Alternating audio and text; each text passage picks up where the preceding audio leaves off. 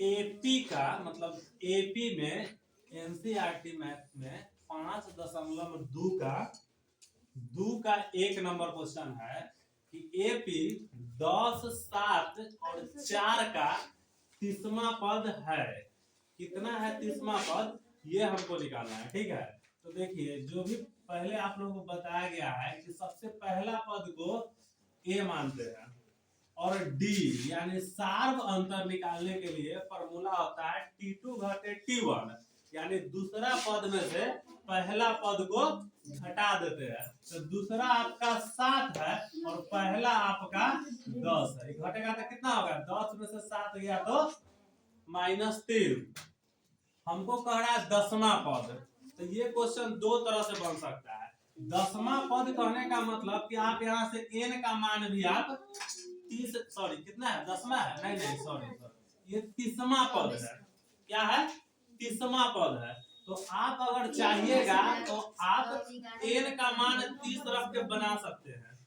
ठीक है, लेकिन आप एक और बात आपको हम बताए हुए हैं कि 30वां पद a प्लस कितना होता है 29d होता है ना। तो पहले आप n रख के बना लीजिए। देखिए n बराबर कितना हो गया, तो आप tn निकाल लो यहाँ से।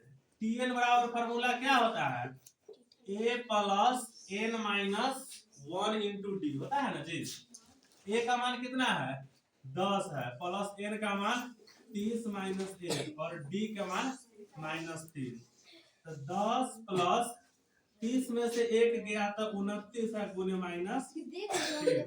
तो 10 प्लस 29 तिहाई 87 होता है। 29 तिहाई 87 होता है। कितना होता है 87। अब माइनस है तो यहाँ माइनस लग जाएगा और 87। आपको पता है प्लस माइनस माइनस 87, तो आप घटाओ ना 87 में से 10 जाएगा तो माइनस, ये आपका टीएन आ गया। देखिए ऑप्शन नंबर कितना है, सी है, ऑप्शन नंबर सी। इसी का दूसरा तरीका देखिए, इसी का दूसरा तरीका है कि आपका ए का मान तो 10 है, ये है, डी का मान कितना है 7 घटे 10 तो -3 और 30वां पद काहे हल्ला कर रहे हो जी, इसका 30वां पद। तो 30वां पद क्या होता है आपको पता है, 30वां पद हाँ a प्लस 29d होता है। 30वां पद होता है a प्लस 29d। a का मान कितना है 10 प्लस 29 गुने d का मान कितना है -3।